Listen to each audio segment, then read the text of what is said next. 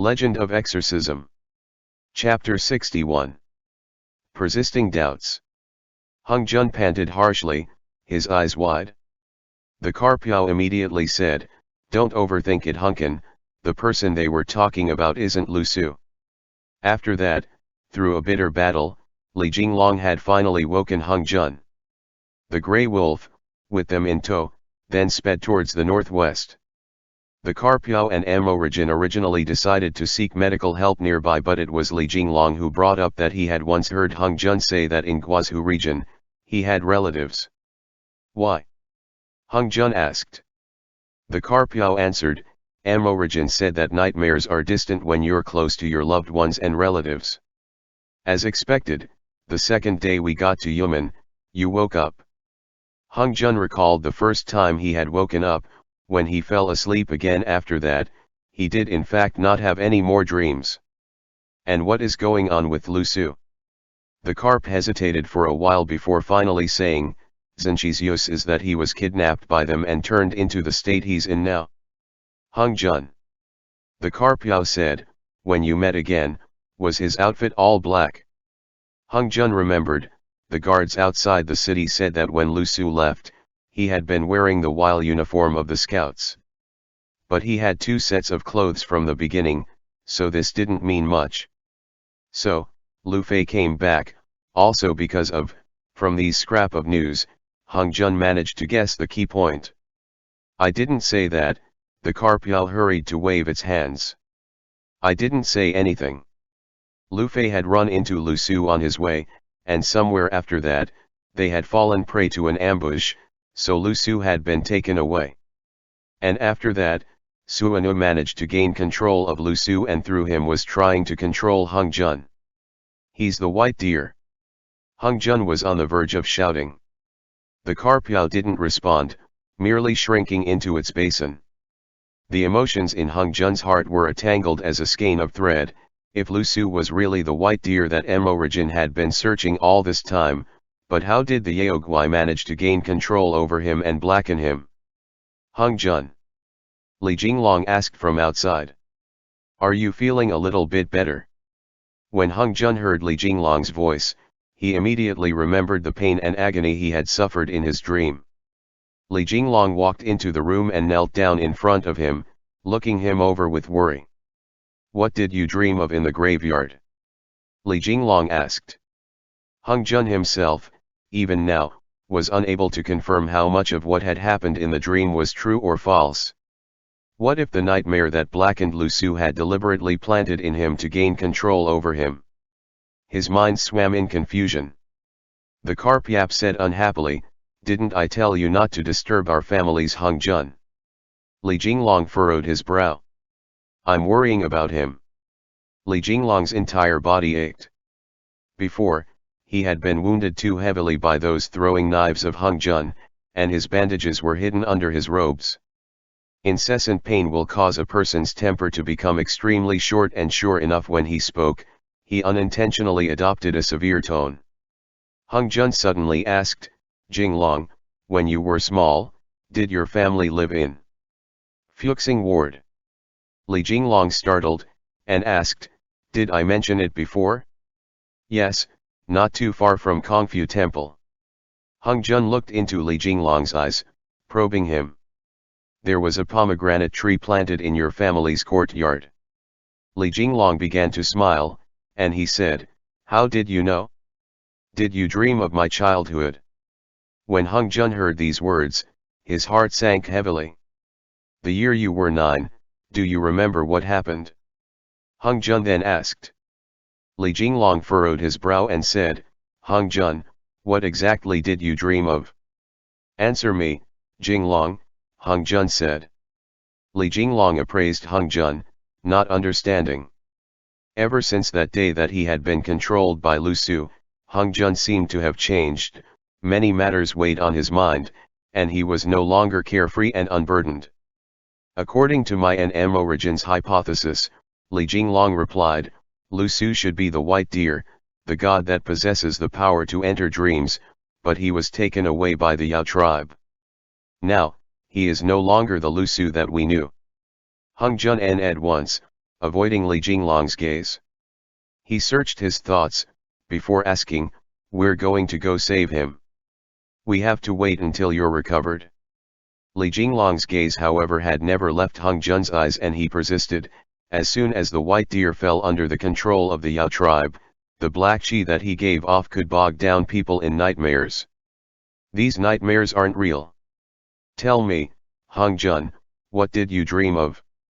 Jinglong, Hung Jun said. A Yaogui lives in my body.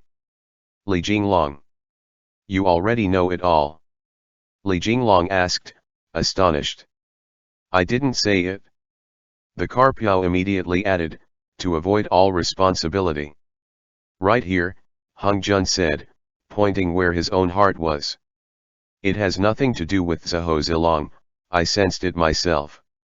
That was only a dream, Li Jinglong said. Just a dream, Hung Jun. Hung Jun's chest rose and fell raggedly, even as Li Jinglong continued, trust me, you have no Yaogui in you body. Hung Jun. He reached out a hand, firmly grabbing Hung Jun's wrist. Subconsciously, Hung Jun wanted to break free of his grasp, but a wave of warm and bright energy permeated through his meridians, spreading through his entire body. Li Jinglong's palm glowed with light that slowly soaked through him, making him recall many happy times. Early autumn in the exorcism department, the leaves of the parasol tree rustling under the sunlight, the hot springs amidst the white snow, and as soon as one of the many blossoms of snow filling the sky landed in the pool, it would melt into nothingness. Hung Jun slowly calmed, only for Li Jinglong to ask earnestly, don't think about it wildly on your own, all right? Hung Jun nodded. Li Jinglong released his grip, pondered for a moment and said, the year I was 9, my dad passed away and I came down with a serious illness. My memories of many things that happened that year are already too blurry and I can barely recall anything that happened before then. Since you've asked, I'll naturally think about it some more.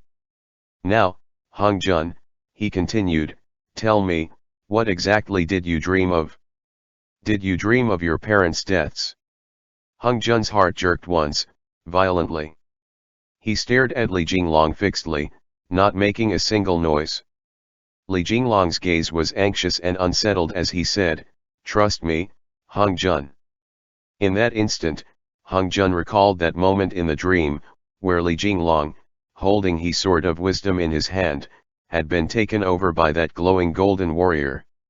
At that time, his gaze had been exactly like how it was pained, guilty, grieved and anxious.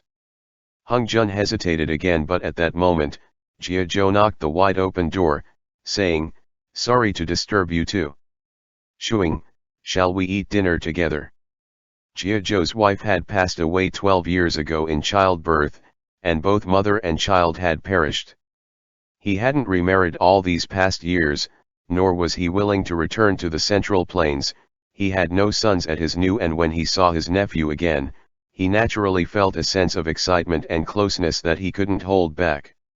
He had many things he wanted to say, but considering that his nephew had just woken up and was recovering from an illness, he managed to hold it back in the end. So many years have passed. When they were eating, Jia Zhou said that to Hung Jun, smiling as he did so. In this world, probably no one would be so bored as to wildly acknowledge blood relations. The moment that Hung Jun saw Jia Zhou, he had felt very sad in his heart. It was only that there were too many complicated things that had dampened the joy in their reunion. Rare for you to come to Hexi, and to also bring along something for uncle, Jia Zhou smiled. Something? Hung Jun startled, but Li Jinglong reminded him, they were bought in Chang'an City, you forgot already. With this reminder, Hung Jun finally managed to recall. Before they left, Li Jinglong had bought a box of tea cakes, some rouge, silk and a pearl hairpin. Back then, the Carpiao had even scoffed at him, saying that he wanted to cross-dress. What a pity that your aunt has long since passed, Jia Zhou said. In a few days, I'll take you to visit her, and I'll go burn these for her. Hung Jun nodded, saying, death by old age or by illness, The alternation of rises and falls in fortune, all is the will of the heavens. There will always come a day when you meet again. When he was small, Chongming had once spoken that line. The him back then hadn't comprehended it, but today he understood. Jia Zhou smiled. When I see you, I always think of your father. Back in the day, your father was a famous doctor, but he never thought that after you grew up, you'd become an exorcist instead. Are you sure it wasn't because he stuffed you full of medicine every day, so much so that you were gifted with talents beyond the average person? At that, Hung Jun replied, it was my father's brother who later adopted me and taught me some magic to exorcise evil. Jia Zhou nodded and continued, the year that Kong Xian came to Ziliang, he also displayed his skills once and helped me deal with some yaos and demons. This entire time, Li Jinglong hadn't been paying much attention to Jia Zhou's words, instead observing Hung Jun's expressions. It was at this time that Emorigin suddenly asked, what yao? Jia Zhou thought for a bit, before replying, I've forgotten, but there was a group of soldiers massacring each other in Yadan. Kong Xian believed that there were yao at work, so he personally went forth to get rid of that yao.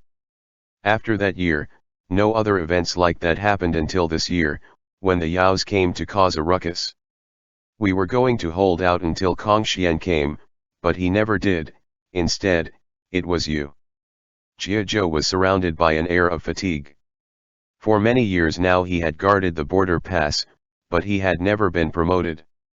All because his father, Hung Jun's grandfather, had been the vice Jidushi 2 generations ago.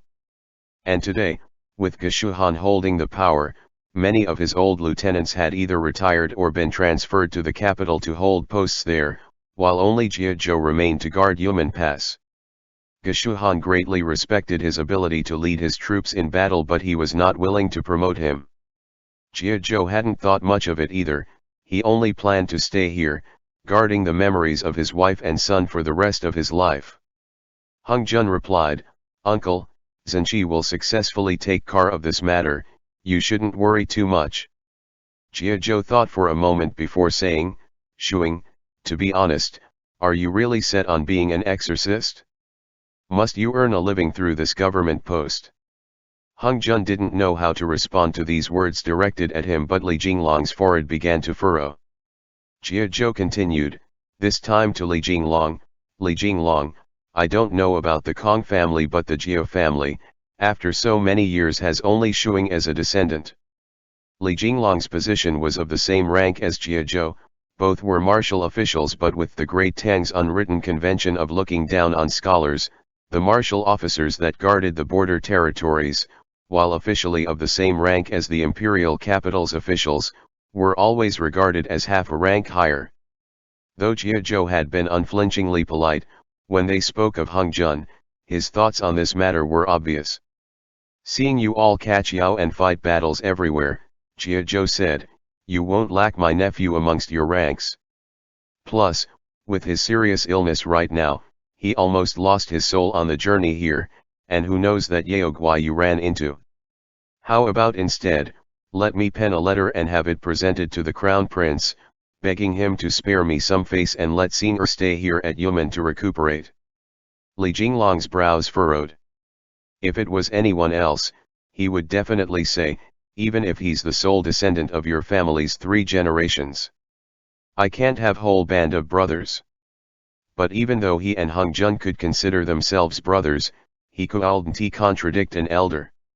Let Hung Jun decide ba, Li Jinglong said, after thinking about it for a bit. No way, Hung Jun responded.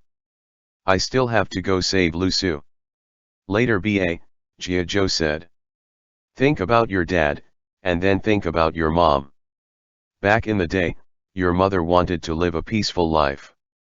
With all this dashing about right now, you can't make your wife dash about in the future with you as well, right? If she had listened to me back then, today you wouldn't be all alone, with no one to rely on. In the coming days, you should think about your children as well. Though Jia Zhou expressed respect to Kong Xian, it was not hard for Hung Jun to sense that in regards to his mother's death, Jia Zhou always attributed it to his father. Hung Jun suddenly said, "Uncle, actually it had nothing to do with my father. He treated my mother very well and he cared greatly for me, too. At the end of it, both dad and mom died because of me." Upon hearing these words, everyone's expression changed. Origin revealed a shocked expression, while Li Jinglong raged, "Hung Jun, what are you saying?" When Jia Zhou heard these words, he sensed how many heavy burdens his little nephew was carrying, how deep the darkness was in his heart and how much he yearned for redemption. "How can you think like this?" Jia Zhou put down his chopstick and moved to Hung Jun's side, spreading out an arm and hugging him to his side, comforting him. "Your mother said that the happiest thing in her life was having you. I don't know what happened to them, but you must remember, just like what you said yourself, life and death are part of living and fortune comes and goes. What has passed is past and this had nothing to do with you. Even less so was it your fault." When Hung Jun heard these words, he felt full of conflicting emotions that almost burst out at once. He silently wiped his tears away with his sleeve, resisting giving voice to his crying.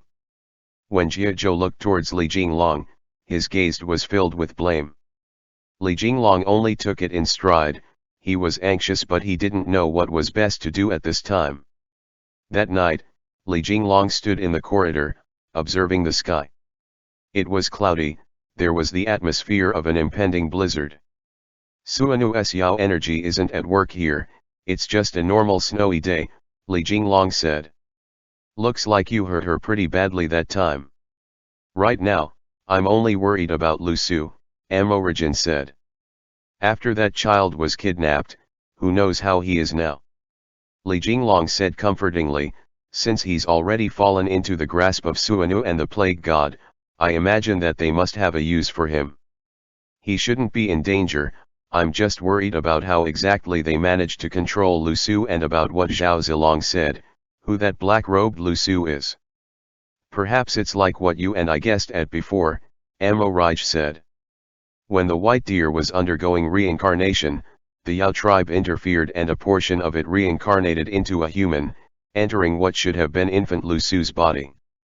And the other portion became," Li Jinglong continued, "black-robed Lu Su." Origin's expression was grim but Li Jinglong smiled bitterly. "Damn, that's pretty bad. This is the one that you're trying to find. Not being a woman is one thing, but now there's two of them."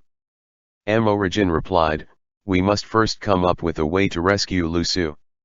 As for the rest, we can discuss later. I'll go check up on Hung Jun first." Origin brushed shoulders with Li Jinglong as he passed by, leaving the corridor. Hung Jun laid on the bed, thinking over things. The Carpiao said, "Hung Jun, the words you said today made me really sad." Hung Jun didn't respond to that. Instead he asked lightly, "Zhao Zilong, do you think Chongming hated my mother?" The Carpiao jolted at the scare and said, "Hung Jun, what are you thinking?" "He must hate my mother," Hung Jun said to himself. "He also hates me. If it weren't for me and my mother, my dad wouldn't have left Yejin Palace, never to return. I know that even at the end, he was merely bottling up his anger at my father. But since my dad had already died, he couldn't go back anymore, he adopted me because of that." "You're insane." The Carpiao hopped out of the wooden basin, running towards Hung Jun, its tail waving as it said, "Hung Jun, Chongming cares for you so much, that's not a lie. What's the matter with you?" Hung Jun replied, "Otherwise, why would they seek help from Yejin Palace?" "Because Chongming never wished to help them." The Carpiao stared bug-eyed at him.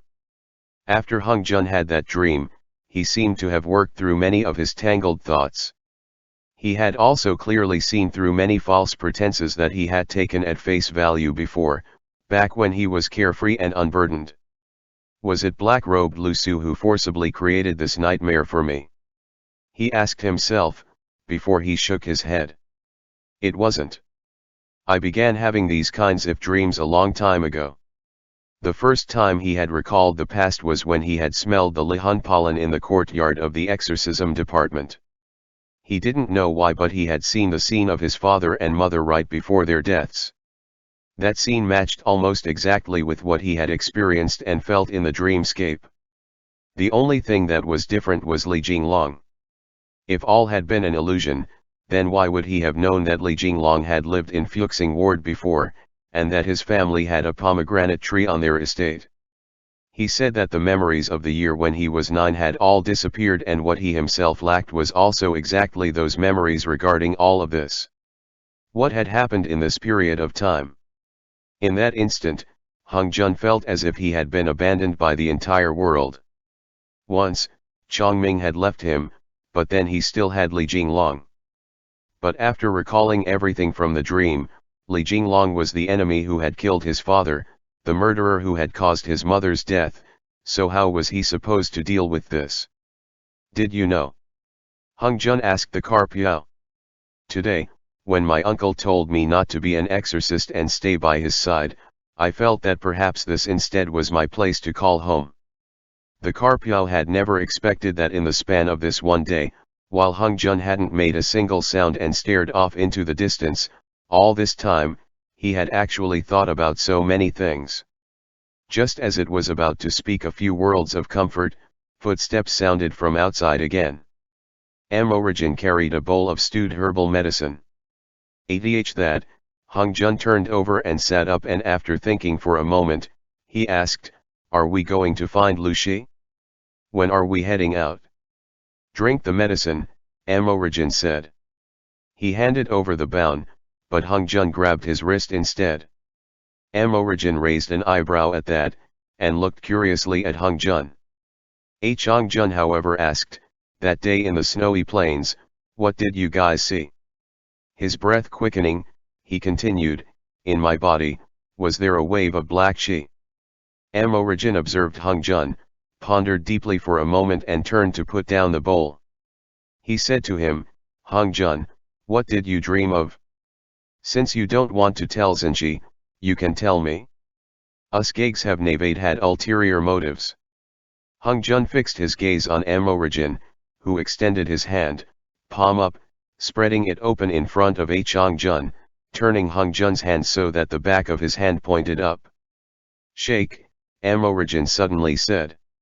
Hung Jun sensed that this was the ceremony of a pet dog shaking hands with its master.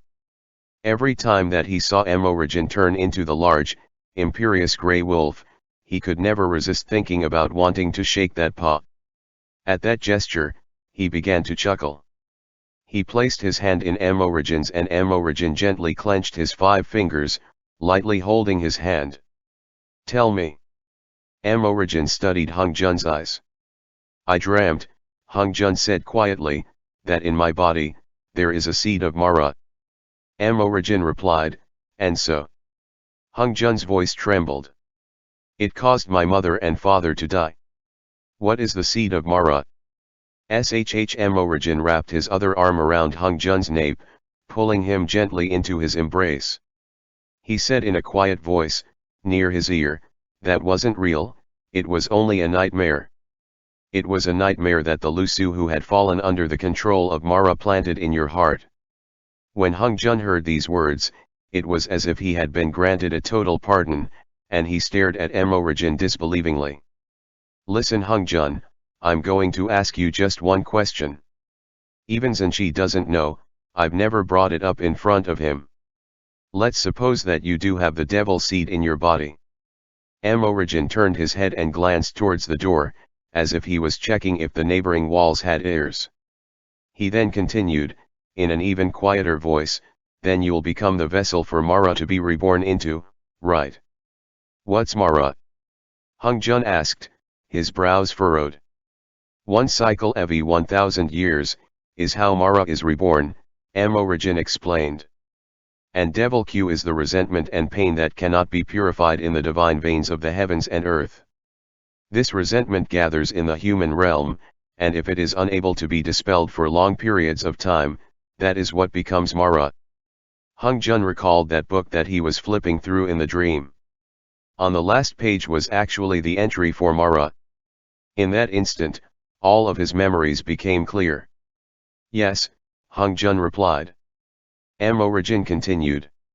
No matter if it's the grey wolf and white deer, the power of the dragon subduing saint passed down through Yangtze's family, Atai who was born as the savior of the Tocharian people, or even Direnja, who wielded the sword of wisdom and monitored the devil chi in the world in the name of Akala, their end goal is to stand guard over the human realm and eliminate and purify devil chi, isn't that right? Hung Jun nodded, his eyes filled with doubt. I can confirm, Amorigin said, that there is no devil seed in your body, because Lu Fei can also confirm that Mara has already appeared ahead of time. Think about black-robed Lu Su's words and actions. Hung Jun suddenly grew clear-headed. That black wave of dark energy had appeared before, when they were outside of Xingqing Palace, burning those fox yao that had been piled up into a mountain. Their resentment and suffering had rushed towards the heavens with that black fog. The black flames that has shot out of the nine-tailed fox's eyes, the roars of the sons of the dragon and that black miasma that had been dispelled when Amorigin was awakening Lu Fei. Those so were devils? Hung Jun asked frowning.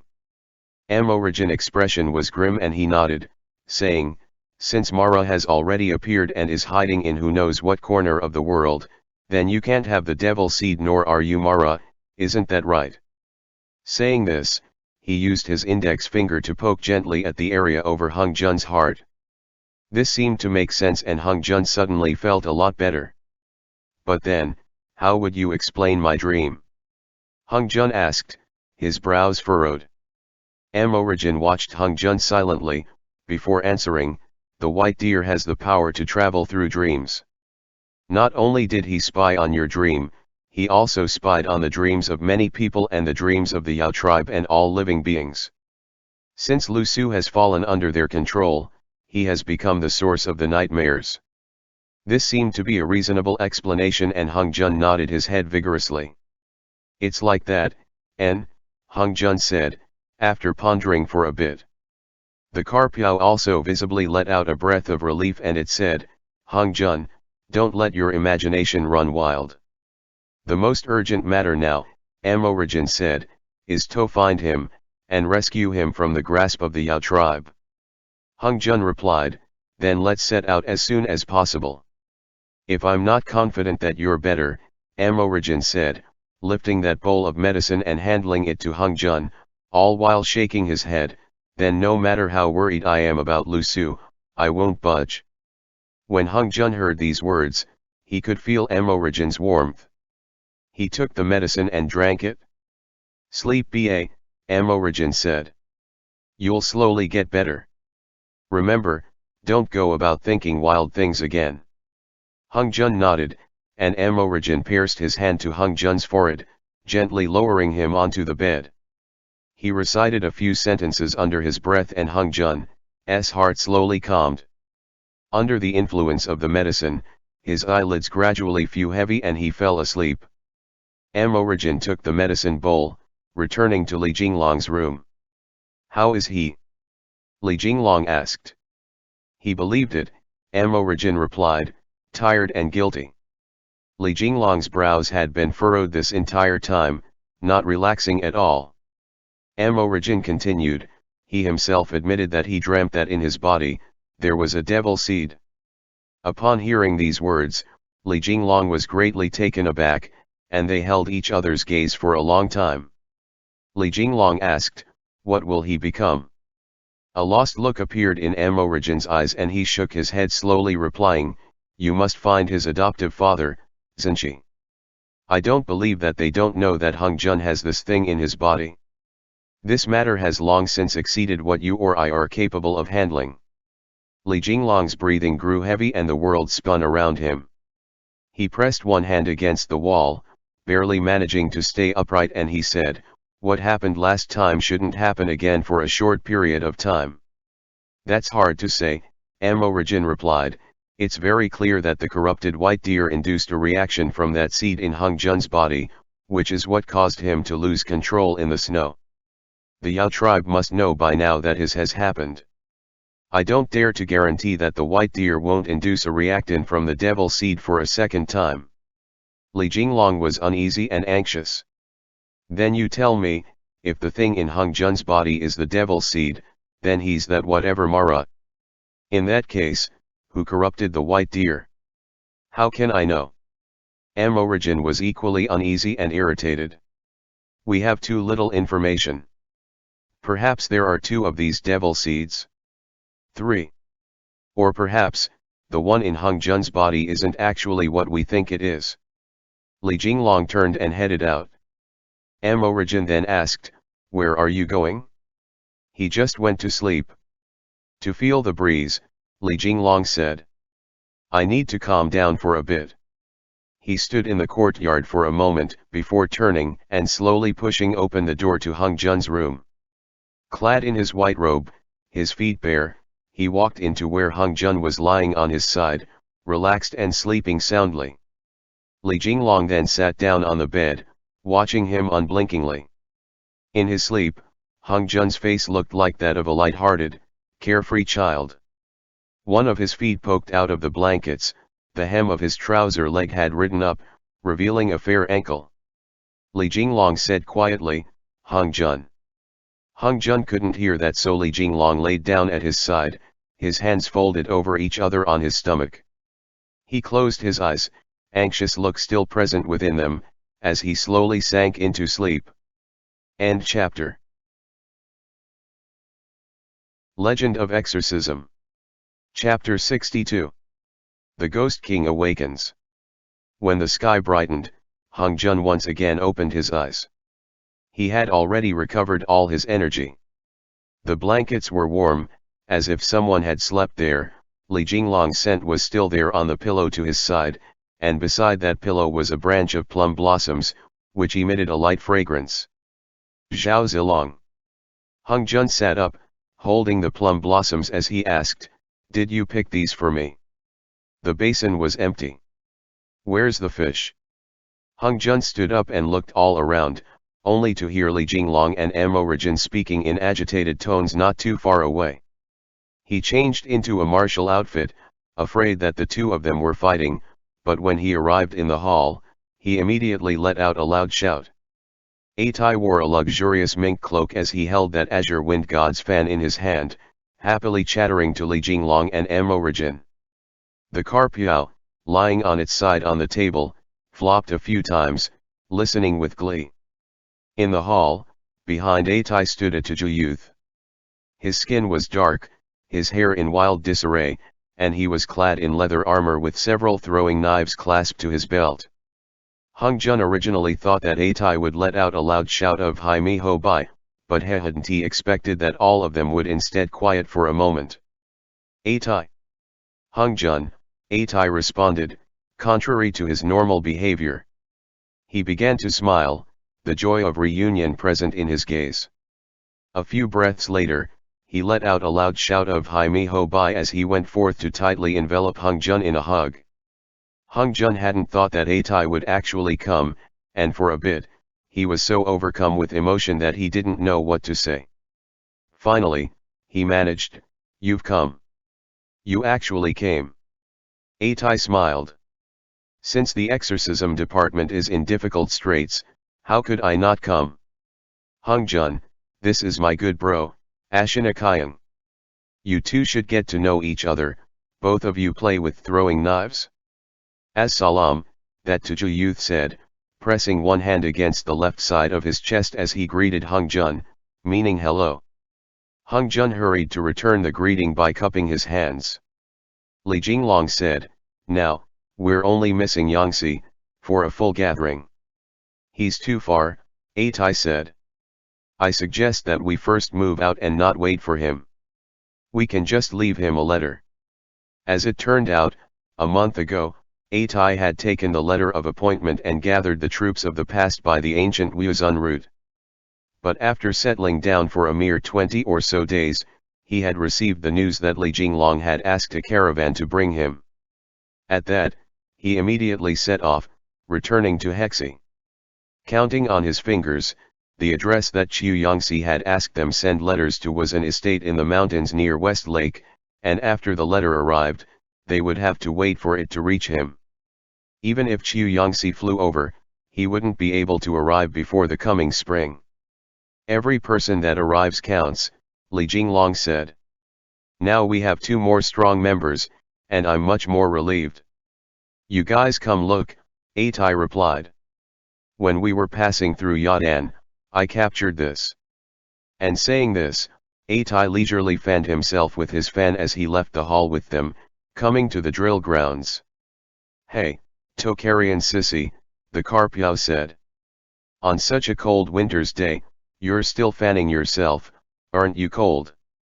This is for the aesthetic, Atai said with a reserved smile, before he waved the wind god's fan. The rings on his fingers shone with a dim light, and the wind immediately grew warm, sending that heavy layer of snow scudding across the ground. That day, if you were there, Amorigin said, then we wouldn't have had to fight so laboriously with Suanu. In the autumn, when the heat had hung heavy over them, their group had sat there, waiting for Atai to send a cool breeze their way.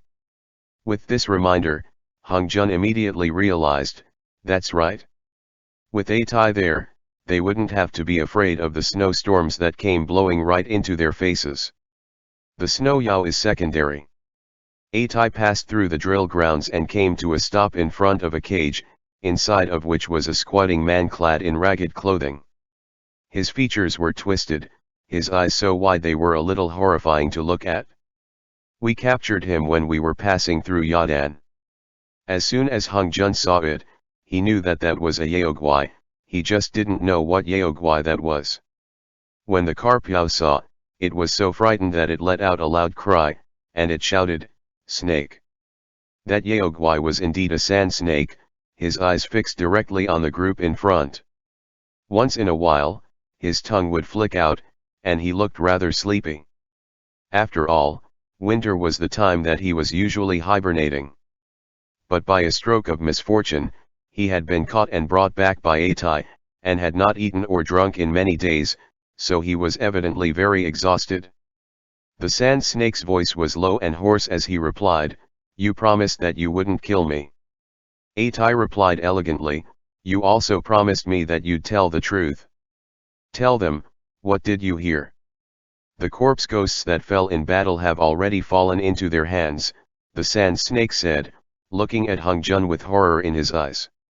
They have already found the white deer's human reincarnation, and the Yao King is having the plague god use the white deer's magic to gather the corpse ghost army as fast as possible. They are to be prepared to move out at any point to help support the reincarnated Mara in getting rid of the human emperor, that's how things are. Wait.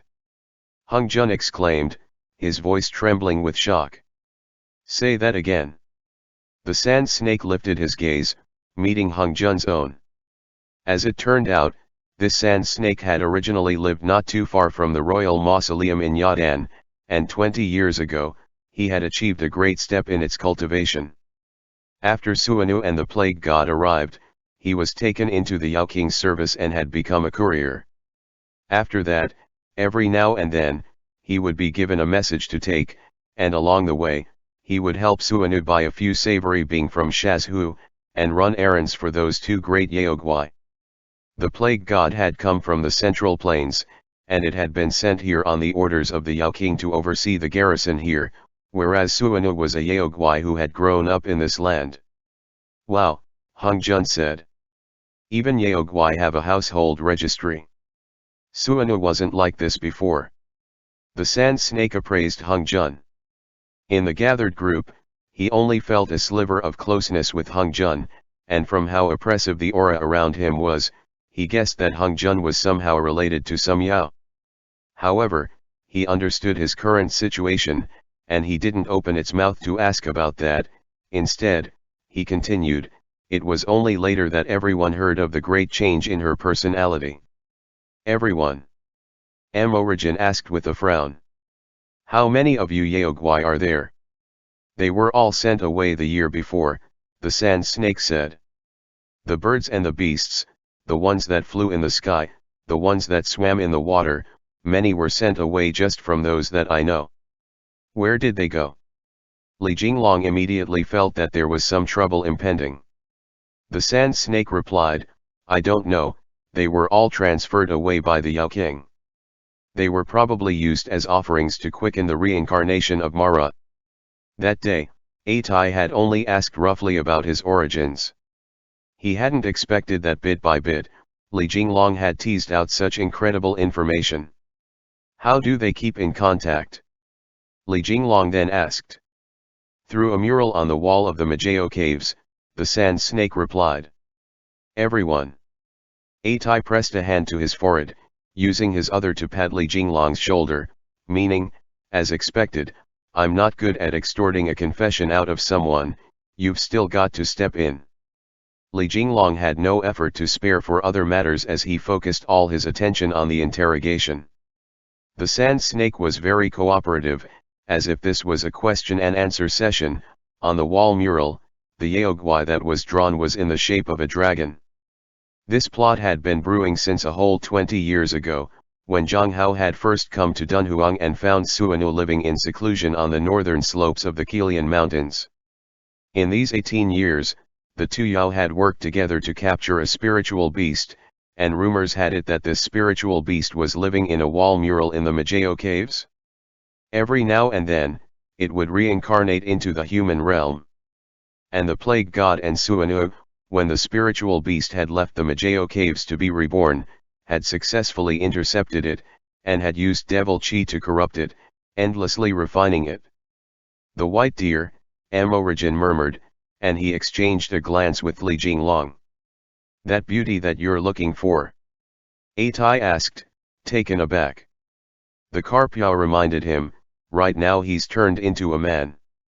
Don't bring that up, Amorigin said, pressing a hand against his forehead. It's unclear if Lu Su is alive or dead. How do you all have the spare energy to care if he should be a man or a woman? I don't know what that is, the sand snake said, but that day, the plague god was pummeled very hard. I remember clearly, he had me go find helpers. When they were pursuing the white deer, the plague god had clearly run into a strong opponent, and this opponent had beat him up pretty badly. And the white deer that they had brought back also had a small problem, his physical body had been lost, and he was only a spiritual body. Amorigin immediately said, without a physical body, if there wasn't anywhere for that spiritual body to go, the white deer would quickly return to the divine vein. Later, the plague god and Suanu managed to gain control over the white deer and used devil chi to create a body for it, before using its magic to wake a troop of corpse ghosts that fell in battle. But for the white deer to fully be corrupted, the time that would take was very long and arduous. This process had lasted for almost 10 years. After the white deer turned into the black deer, it had taken them another 8 whole years to then corrupt the greater and lesser corpse ghost kings of the corpse ghost army. In the end, the ones that they confirmed could follow their orders without questioning, and subsequently, the ones that they had let out of the coffins, were only Lu Fei and a group of his subordinates. The other king was still sleeping, but the Yao King could wait no longer. He ordered Suanu and the plague god to take care of Hexi as soon as possible, paying particular attention to removing this thorn in his side that was Geshuhan. With that, Suanu had Lu Fei lead the great corpse ghost army, moving out on his own, but it hadn't expected that Lu Fei would be awakened by Amorigin by pure chance alone. And afterwards, Suanu was so infuriated that she personally called out a cloud of black fog from within the wall mural, and she ordered it to capture Lu Fei alive and bring him back. Right after that, through another series of pure coincidences, they actually managed to run into the other half of the white deer's reincarnation that they had lost 18 years ago. And what about Lu Su? Amorigin asked, his voice trembling. I don't know what method they used, the sand snake replied. Whatever it was, when she returned, she had been injured. It was because you all fought with her, right? The sand snake observed the assembled group. Upon seeing that none of them were willing to give him a reply, he continued, later, they went to Yadan, and that spiritual beast awakened the corpse ghost king, who is currently gathering 100,000 corpse ghosts that fell in battle, preparing to lead them through the Yumen Pass. What? Everyone let out loud shouts. Li Jinglong sensed the severity of the matter, and he looked towards Atai. Atai shrugged helplessly, saying, "Before, when I heard this news, I hurried to rush over. When Hung Jun heard of that sudden news that the most troublesome of the corpse ghost kings had left his coffin to head to war, whose abilities were even above Lu Fei's, he immediately thought of the cities that the corpse ghosts had massacred, and the general guarding the Yumen Pass was his own uncle. He was immediately filled with horror, as if he could already see the cruel scene of the smoke of war burning along the border. What should we do?" Hung Jun asked, voice trembling. Li Jinglong immediately came to a decision. He asked, "When are they dispatching the troops? The day after tomorrow? Yesterday? The day before yesterday?" That sand snake counted up on his fingers. He hadn't kept count of the days, since it was winter. He continued, "They had me go find the Yao King and pass on the message, because they found." "All right," Atai said. "That's enough." Li Jinglong jolted at that, looking at Atai. Atai merely replied, "The ambush is coming." Nodding, Li Jinglong immediately turned around and headed back into the hall, saying, "Make preparations for battle. Quickly." Li Jinglong rushed into the hall, saying to the guards, "Notify General Jia and all of his lieutenants that this is an important military matter, immediately." That Tuju youth named Ashinakayan patted Hung Jun's shoulder, saying, "Don't worry." As soon as Li Jinglong reacted to the situation, Hung Jun immediately felt something that he hadn't for a long time, as all of his worries vanished like fog in an instant. This time, he hadn't even said "trust me," using his actions as a substitute for that verbal comfort. Hung Jun nodded, before looking back at that sand snake Yao in the cage. "Release me," the sand snake said. "You guys promised that you'd release me." Ashinakayan pulled out a throwing knife, observing that sand snake. Hung Jun hurried to say, "Don't kill him." At that, Ashinakayan put the throwing knife away. Hung Jun didn't dare to make a decision, but upon seeing the pitiful way in which that sand snake watched himself, he said, "Let me go ask Zenshi." "My king," the sand snake Yao said, "I really didn't spout any lies." "I'm not your king," Hung Jun replied, before turning and going back inside to find Li Jinglong.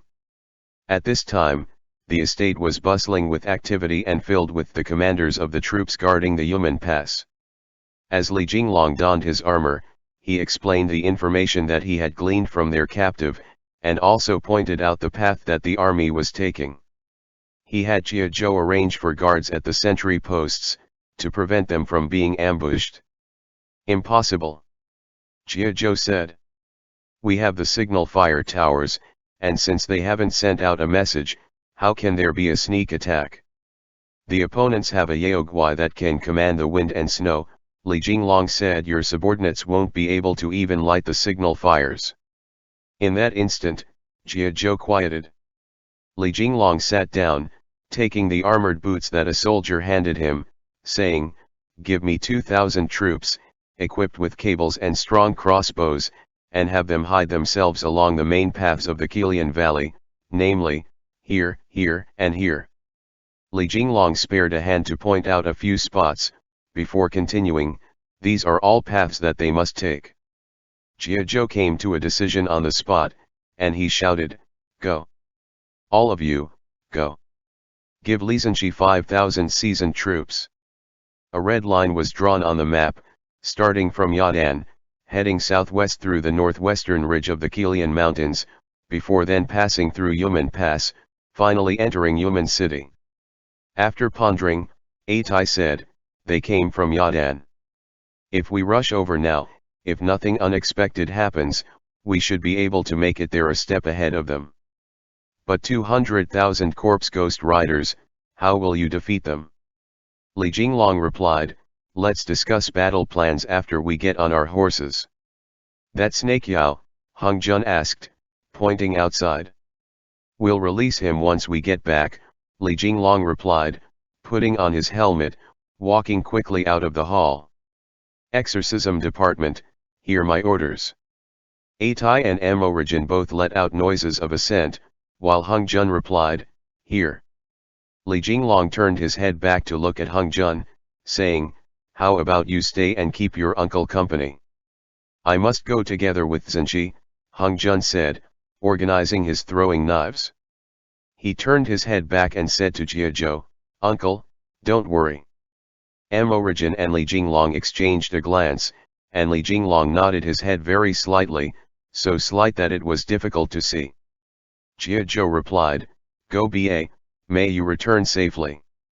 Li Jinglong, Hung Jun, Atai, Amorigin, and that Tuju youth exited the estate, all of them mounting their horses and spurring them into motion, heading out of the city. But after they left the city, Li Jinglong reined his horse to a stop in the middle of the desolate plains, as if he was thinking deeply. "Hung Jun, what's wrong? Is there a problem? Could he be a spy?" Atai had matter-of-factly guessed that there would be such a stop, so he turned his horse back around. Right there, everyone began to hold a second little meeting. Hung Jun had seen the scene too many times, and without needing a master, he understood what was going on. He understood that posing that Li Jinglong had done just now was all for the sand snake Yao to see. He thought, "Each and every one of you is way too cunning." "He doesn't seem like one to me," Li Jinglong replied. Amorigin pointed out, "I also feel that it doesn't act like one." When Zenchi was asking it questions, it was very afraid. Atai thought deeply, before ending once in agreement and saying, "What I didn't expect was for it to be this afraid." "Afraid of what?" Hung Jun asked. "I didn't realize that at all." "You," Ashinakayang suddenly said. "Hung Jun." Atai immediately shot him a glance to shut him up, before smiling. "Hung Jun, you can just call him Kayang. You two are very alike, both of you like to tell the whole truth. In your language, I possess the innocent heart of a child," Ashinakayang said carefreely. "Why be afraid of me?" Hung Jun asked. "All right," Li Jinglong said, immediately putting an end to this discussion. "Then, everyone will move out together, so let's go scout out the situation first." The group assented, and they spurred their horses, heading out. From its position on Hung Jun's back, the Carpio added, "It's afraid of you, like how I'm afraid of cats." With that, Hung Jun finally remembered that his dad was a peacock, and his adoptive father was a phoenix. Snakes seemed to dread any powerful avian yaogwai, so he didn't ask any further. Atai whistled and smiled towards Hung Jun. "Hung Jun. Toss Zhao Zilong over here." The Carpio shouted, "Tokarian sissy. What are you trying to do?" Atai replied, "After not seeing each other for so long, I've been missing our eldest's leg hairs. Quickly, come let me lovingly stroke them." Everyone laughed loudly. Hung Jun guessed that Atai wanted to tease Zhao Zilong, so he chucked the Carpio over. Atai caught the Carpio and spurred his horse on, racing to the front of the formation. The wind gradually grew stronger as the group of riders left Yumen City, galloping across the plains. Hung Jun only felt that the warhorse he was riding was going so slowly, nothing at all like the divine steed he had ridden a little while before. But unfortunately, when he had been in that nightmare, he had hacked and slashed away and killed them all, and at that, he couldn't help the guilt that he felt in his heart. "Are you feeling a little better?" Li Jinglong asked, turning his steed and heading to Hung Jun's side. Hung Jun nodded. Li Jinglong then followed up with, "I'll let you ride with me." Hung Jun waved his hand, indicating that it was no matter. Amorigin's words of the night before had more or less dissolved the knot in his heart, though the matter of the devil seed still caused him to feel doubtful, and he still felt funny when he looked at Li Jinglong. However, at least the uneasiness that he had felt when he faced Li Jinglong had already lightened a great deal. "Do you want to stay at Yumen?" Li Jinglong continued. The others, whether they meant to or not, increased their speed, leaving the two of them at the very end. It was as if they had agreed upon it beforehand, to leave the two of them a chance to talk alone. Hung Jun turned his head to appraise Li Jinglong, before replying, "I don't want to." "Why?" Li Jinglong asked in response. "I'm afraid that I'll miss you guys." When Hung Jun saw Atai return today, he suddenly put aside that thought entirely. Once, he had thought that their parting would be an eternal separation, but the people who left would always return, and he had brought along a new friend as well. Li Jinglong replied, "But your uncle is here." Hung Jun's speed slowed as he and Li Jinglong directed their horses across a small creek, before they sped up again. He thought for a bit, before responding, "The northwest is too cold, I won't be able to get used to it." Li Jinglong began to chuckle, replying, "Then you go tell him yourself." "I won't say it, otherwise your uncle will start to hate me for it, and I'll have gained another enemy." At that, Hung Jun thought of Chongming, and he also began to laugh. "Come over ba," Li Jinglong said, once again reaching a hand out to Hung Jun. "I'll take you along." Suddenly, in Hung Jun's mind appeared the scene that he had seen in the dreamscape of 9-year-old Li Jinglong waiting in the alley, reaching a hand out to him, leading him into the exorcism department. His hand was clenched very tightly, as if he was afraid of losing him, but he had still brought him into that array that had sent him into eternal doom, and had, in the end, lost him everything that he once had. "Hung Jun, Xia." Behind him, Li Jinglong shouted, "Wait." He shook the reins once, following closely behind. At the front of the group, Atai on his horse, along with Emorigen and Ashinakayang, headed along the foot of the mountains. They raced towards the northwestern ridge line of the Kilian Mountains. Ashinakayang turned back from time to time, only to see that on the desolate plain, Hung Jun and Li Jinglong, one in front, one behind, had already become two small black dots against the vastness of the horizon. "Stop looking," Atai said, grinning. "He's already spoken for."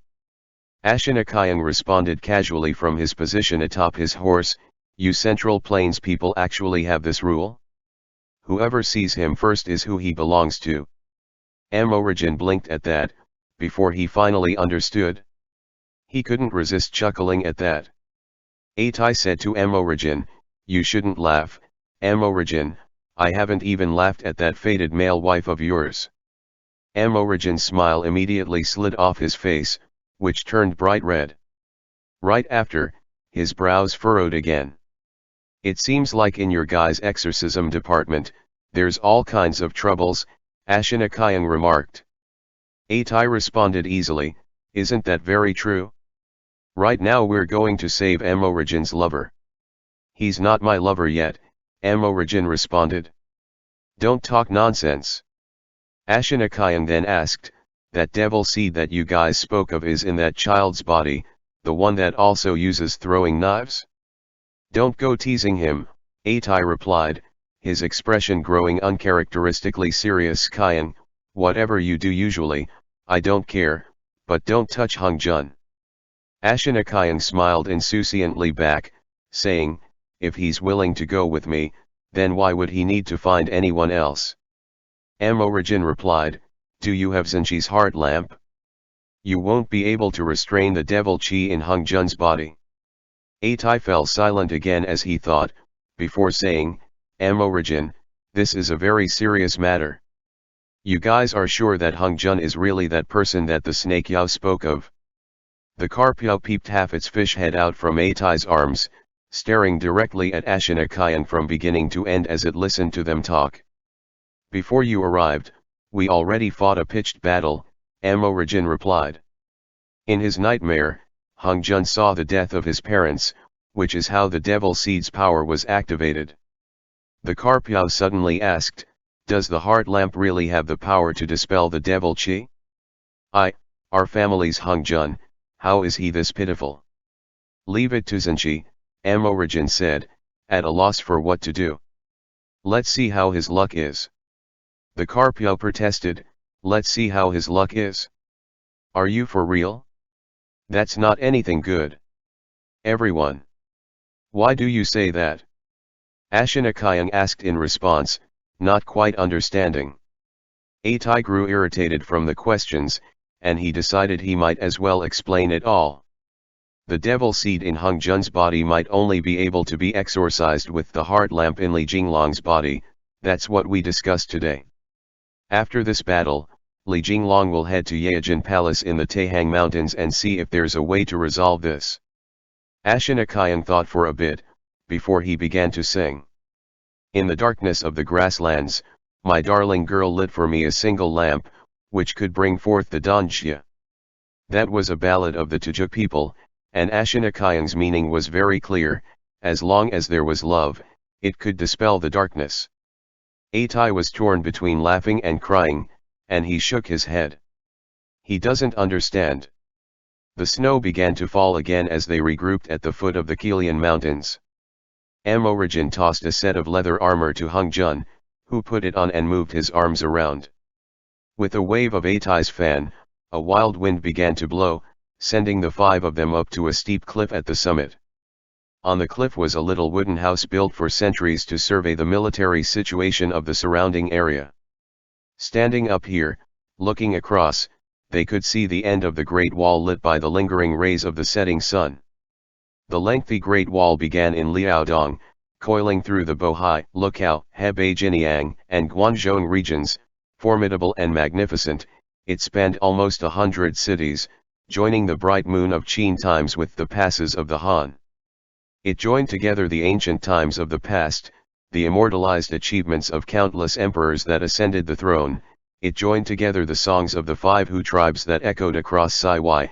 It joined together time and space, and it also joined together the vast territories of the Divine Land, finally arriving here, extending across the endless land that was currently in the icy throes of winter, before finally returning to nothing. The wind carried a pungent corpse odor to their noses, and even Hung Jun could smell it. It was very strong. "Where is the ambush?" Atai asked.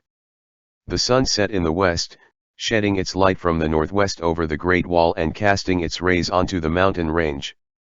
Li Jinglong, the sword of wisdom in hand, clad in a set of armor, pointed into the distance, indicating that the rest of the group looked that way. To the 2 sides of the valley were ancient, abandoned beacon towers. The troops that Jia Zhou had sent had moved even faster than them, and they had already let down ropes from up high, hiding themselves at the 2 sides of the valley. Some 10+ strong ropes shot out, falling towards the cliff that the group was gathered on. Amorigin turned into the grey wolf and bit down on the ropes, coiling them around a large rock, while asking in a quiet voice, "The corpse ghost army is currently approaching this area. Where did Lu Fei go?" In reality, after that day when Hung Jun had been possessed, Lu Fei bid farewell to them and headed off on his own. Li Jinglong didn't have the effort to spare to figure out where he went, but he guessed that he was more or less hiding in the area.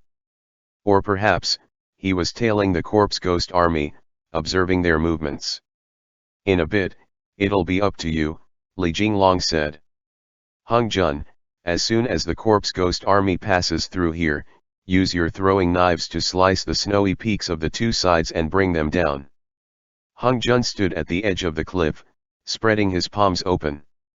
The 4 immortal slaying throwing knives became one, turning into a glaive, and he nodded.